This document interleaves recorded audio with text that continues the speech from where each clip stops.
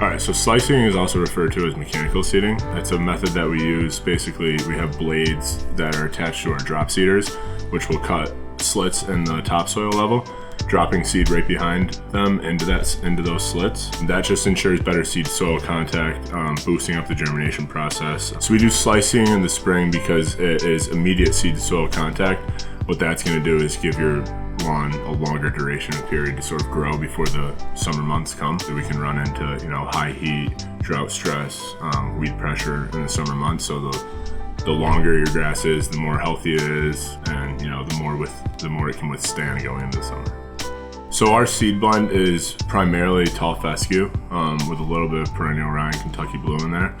Tall fescue is the most drought tolerant cool season grass. So once the grass is planted, we have a program lined up with fertilizers that'll basically feed the grass throughout the season. We also do preventative weed treatments to try to decrease weed pressure that will end up, either pushing out or injuring that grass.